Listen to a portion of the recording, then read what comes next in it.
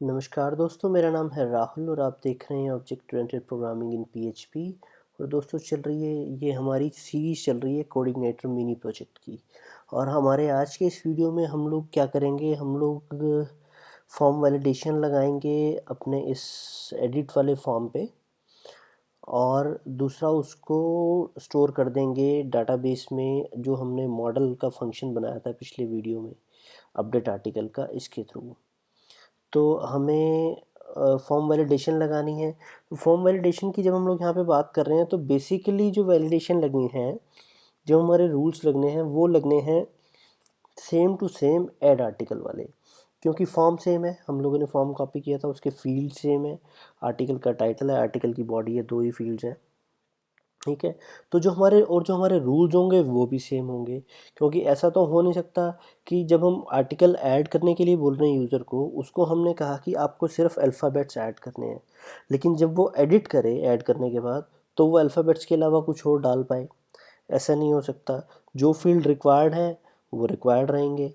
तो जो रूल्स हैं वो सेम टू सेम ही रहने हैं ऐड और एडिट पे, ये तो ऑब्वियस सी बात है ना। तो उसके लिए हमें वो रूल्स दोबारा से डिफ़ाइन करने की ज़रूरत भी नहीं है। और जो बेसिकली जो प्रोसेस है वो भी ऑलमोस्ट सेम रहेगा। क्योंकि उसमें हम लोग नया डाटा लेके डाटाबेस में सेव कर रहे थे। सिर्फ एक छोटा सा डिफरेंस है कि हम लोग उसमें नया रिकॉर्ड इंसर्ट करा रहे थे, इसमें हम लोग पहले वाले रिकॉर्ड को अपडेट करा रहे हैं। बाकी प्रोसेस सेम टू सेम है ना। तो उसके लिए जो हमारा ऐड आर्टिकल का स्टोर आर्टिकल का सॉरी, जहाँ पे सबमिट करके आ रहा था डाटा, हमारा जो कोड है, देखो इसमें ये क्या हो रहा था, यही हम लोगों ने वैलिडेशन की लाइब्रेरी लोड कराई, वैलिडेशन रन की, ऐड आर्टिकल रूल्स। उसके बाद हम लोगों ने पोस्ट से डाटा लिया, सबमिट को अनसेट कर दिया, क्योंकि सबमिट हमें सेव नहीं करना, हमारा कोई फील्ड नहीं है सबमिट नाम का। आर्टिकल मॉडल लोड कराया, इस पे इफ़ में चेक किया कि अगर आर्टिकल ऐड हुआ या नहीं। अगर सक्सेसफुली हो गया तो हम लोगों ने यूज़र को फीडबैक दे दिया आर्टिकल एडिड सक्सेसफुली। नहीं हुआ तो आर्टिकल फेल टू ऐड। और उसको अगर सक्सेसफुल है तो डाटाबेस सॉरी वैलिडेशन हुई थी, सेव हो गया है, तो उसको हम लोगों ने डैशबोर्ड पे रीडायरेक्ट कर दिया, नहीं तो वापस उस फॉर्म पे रीडायरेक्ट कर दिया। यही सेम प्रोसेस हमें जो है यहाँ पे अपडेट आर्टिकल में रिपीट करना है। तो उसके लिए हम आसान सा काम करते हैं कि इसका जो कोड है स्टोर आर्टिकल का, इसको हम लोग कॉपी कर लेते हैं। ठीक है। और अपडेट आर्टिकल में पेस्ट कर देते हैं। फिर हम इसको मॉडिफाई कर लेंगे। मॉडिफाई कैसे करेंगे, देखो फॉर्म वैलिडेशन हमें लोड करनी है, इसमें भी करनी है। जो हमें फॉर्म वैलिडेशन रन करनी है ऐड आर्टिकल रूल्स वाली, वही हमें यहाँ पे भी करनी है, क्योंकि आर्टिकल को ही हम एडिट कर रहे हैं, रूल्स हमारे सेम है, हम लोगों ने ऑलरेडी बात की है इस बारे में। पोस्ट से हमने डाटा ले लिया है। ठीक है। सबमिट, इसमें से भी हम लोगों को अनसेट करना है, मॉडल लोड करना है, आर्टिकल्स मॉडल। अब यहाँ पे जो हम लोगों को मेथड रन करना है वो ऐड आर्टिकल ना करके अपडेट आर्टिकल रन करना है। तो इसको हम लोग चेंज कर देते हैं अपडेट आर्टिकल। अब यहाँ जो दिक्कत है, ये दो पैरामीटर लेता है। सेकंड पैरामीटर लेता है पोस्ट का, फर्स्ट लेता है वो आर्टिकल आईडी। और ये आर्टिकल आईडी हमारे पास है नहीं, क्योंकि जैसा मैंने देखा था पिछली वीडियो में भी दिखाया था आपको, या एक बार फिर से यहाँ पे भी दिखा देता हूँ। जब हम इसको प्रिंट आर कर रहे हैं, पोस्ट का डाटा जो है हमारा, इसको मैं सबमिट करता हूँ, तो इसमें हमारे पास टाइटल है, बॉडी है, और सबमिट का बटन हम लोगों ने ऑलरेडी ऊपर रीसेट कर दिया है। तो ये टाइटल और बॉडी ही बच रहे हैं हमारे पास, लेकिन आईडी हमारे पास है ही नहीं। तो इस सिचुएशन में हमें ये पता ही नहीं है कि हमें कौन सा आर्टिकल अपडेट करना है। तो आर्टिकल अपडेट करने के लिए आईडी लेने के लिए दो तरीके हैं हमारे पास। एक तो वही पहले वाला, जो हम लोगों ने एक हिडन फॉर्म बना सॉरी हिडन फील्ड बना दिया था यहाँ पे फॉर्म के नीचे, इको इको फॉर्म हिडन, और आर्टिकल आईडी और डॉलर आर्टिकल आईडी, इस तरह से इसको मुझे एक बार वापस रिफ्रेश करना पड़ेगा।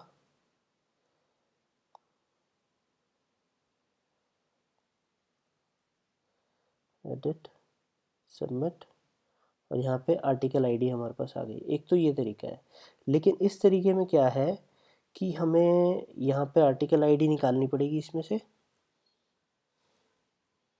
मान लो पोस्ट हमने लिया, उसके बाद आर्टिकल आईडी हमें मिलेगी पोस्ट से।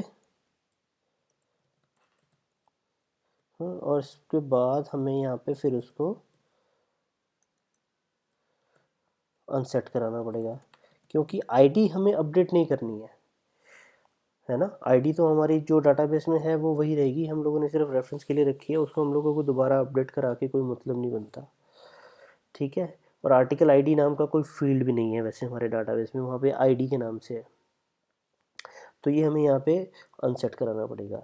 और इसका दूसरा तरीका क्या हो सकता है कि जैसे हम लोग गेट मेथड में गेट यूआरएल बनाते हैं, बजाय के इसको यहाँ पे लगाने के, फॉर्म में हिडन फील्ड लगाने के, जो हमारा यूआरएल है इसमें हम लोग इसको कंकैटिनेट कर दें, या फिर वही है, इसको डबल कोट्स में डाल देता हूँ मैं। जैसे कि मैंने आपको बताया, मेरी आदत है, मुझे पसंद है, आप जैसे चाहो वैसे कर लो। आर्टिकल आईडी ऐसा, और यहाँ पे फिर हमें ये इसमें अनसेट करने की भी ज़रूरत नहीं है, क्योंकि पोस्ट में आएगा ही नहीं वो, और इस पोस्ट में से निकालने की भी ज़रूरत नहीं है ना। ये प्रिंट आर भी हटा देता हूँ मैं, अंडू अंडू, और वो हमें रिसीव कहाँ पे होगा, यहाँ पे। तो ये आर्टिकल आईडी जो हम पास कर रहे हैं वो ये वाला पास कर रहे हैं। ठीक है, इस तरह से ये काम करना चाहिए। ठीक है, उसके बाद अपडेट आर्टिकल हम लोगों ने कॉल कर दिया। फिर यहाँ हमारे फ्लैश डाटा जो है फीडबैक हम लोग अपडेट कर सकते हैं, कर देते हैं। इसका नाम हम लोग फीडबैक ही रखेंगे, क्योंकि डैशबोर्ड में जो हम लोगों ने व्यू बना के रखा है, कंडीशन लगाई थी इफ़ फ्लैश डाटा और फीडबैक हमें मिल रहा था वहाँ पे, तो यहाँ पे हम लोग सिर्फ मैसेज चेंज कर देंगे, अपडेटेड सक्सेसफुली। तो वही व्यू हमारा जो है यूज़ हो जाएगा अपडेट में भी, जो हमारा कोड व्यू में डैशबोर्ड में लगा हुआ था। और आर्टिकल फेल टू अपडेट। ठीक है, बाकी हमें कुछ चेंज करने की ज़रूरत नहीं है डैशबोर्ड के व्यू में, ये मैसेज हमारा अकॉर्डिंगली आ जाएगा। उसके बाद हम लोग डैशबोर्ड पे रिटर्न कर रहे हैं, यहाँ भी डैशबोर्ड पे करेंगे। और अदरवाइज़ अगर नहीं होता, फॉर्म वैलिडेशन फेल होती है, तो हमें उसको रीडायरेक्ट करना है कहाँ पे, सॉरी, व्यू लोड कराना है। कौन सा, ये वाला एडिट आर्टिकल वाला, एडिट आर्टिकल, ये व्यू। तो ऐड आर्टिकल की बजाय एडिट आर्टिकल। तो जैसे आपने देखा सेम प्रोसेस है, और अब इसको मैं करूँगा, रिफ्रेश करता हूँ। Missing argument 1 for update article line 49, ये तो डाल दिया था ना हमने। आर्टिकल आईडी 49, ये क्यों बोल रहा है ऐसा।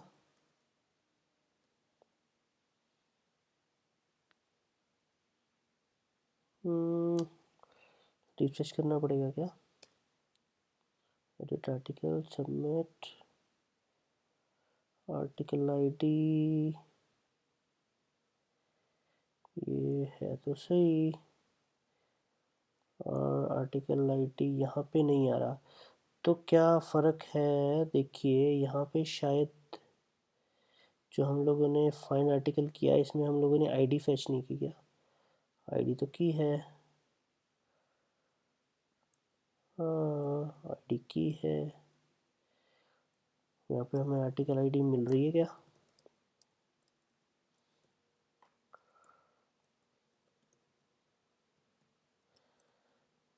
इसको रिफ्रेश करते हैं, आईडी मिल रही है 1।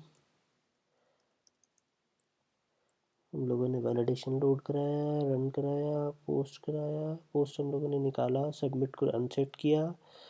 उसके बाद आर्टिकल मॉडल लोड किया, update article, first parameter article ID, second में पोस्ट, आर्टिकल आईडी यहाँ हम लोग करा के देख लेते हैं। आर्टिकल आईडी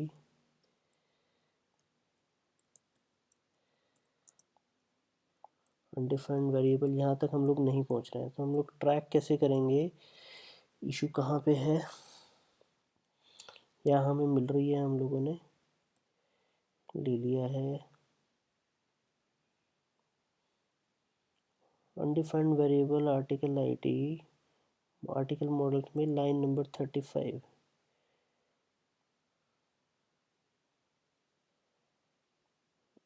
अरे यार ये फिर स्पेलिंग गलत हो गई। आर्टिकल आईडी रिफ्रेश, रिसेंड हो गया, आर्टिकल अपडेटेड सक्सेसफुली। ठीक है, एक बार फिर से करके देखते हैं इसको। हम लोग टेस्ट आर्टिकल जो हमारा पहला आर्टिकल है इसको एडिट करेंगे। अच्छा ये मैंने एग्जिट लगाई थी अभी, कहाँ पे लगाई थी, ये लगी हुई है, इसको रिमूव कर देते हैं, बैक जाते हैं, रिफ्रेश करते हैं, इसको एडिट पे क्लिक करेंगे, updated test article, updated this is a test article, submit, article updated successfully. यहाँ पे टाइटल अपडेट हो गया। एडिट पे जाके दोबारा से देखेंगे तो बॉडी भी अपडेट हुई हुई है हमारी। तो इस तरह से हमारा आर्टिकल अपडेट हो गया सक्सेसफुली, है ना। और हमारे मैसेज भी देखिए, आर्टिकल अपडेटेड सक्सेसफुली। अब आप नया आर्टिकल ऐड करोगे ABCXYZ, सबमिट, तो मैसेज आता है आर्टिकल एडिट सक्सेसफुली। और जब आप एडिट करते हो तो आता है अपडेटेड सक्सेसफुली, अपडेटेड सक्सेसफुली। तो बेसिकली हम लोगों ने वही व्यू हमारा जो डैशबोर्ड का व्यू था उसमें वही ब्लॉक ऑफ कोड यूज़ कर लिया, ऐड के लिए भी एडिट के लिए भी, है ना, क्योंकि हम लोगों ने नाम सेम यूज़ किया फीडबैक वाला। तो इस तरह से हम लोग आर्टिकल अपडेट कराते हैं। अब नेक्स्ट वीडियो में क्या करेंगे, हम लोग आर्टिकल डिलीट कराएंगे, उसके बाद पेजिनेशन, और फिर चलेंगे फ्रंट एंड पे जहाँ पे लिस्टिंग और सर्च करेंगे। तो उम्मीद करता हूँ आपको वीडियो पसंद आया होगा, और जो चीज़ मैं समझाना चाह रहा हूँ वो आप समझे भी होंगे। अगर पसंद आया हो तो इसे लाइक ज़रूर करें, और नहीं आया तो डिसलाइक कर सकते हैं, और कमेंट करें अगर कोई प्रॉब्लम है, कुछ इशू है, उसमें अपना कोड साथ में ज़रूर छोड़ना। अगर कोई प्रॉब्लम, आप कोई एरर आता है उसको आप पोस्ट करते हो तो उसका में आपने जो कोड यूज़ किया है वो ज़रूर पोस्ट करना, क्योंकि कोड को देखे बिना एरर का पता नहीं लगाया जा सकता कि एरर क्यों आ रहा है। और ठीक है, तो मिलते हैं नेक्स्ट वीडियो में, तब तक के लिए बाय बाय, नमस्कार, और सब्सक्राइब ज़रूर करें नए वीडियोस के लिए। बाय।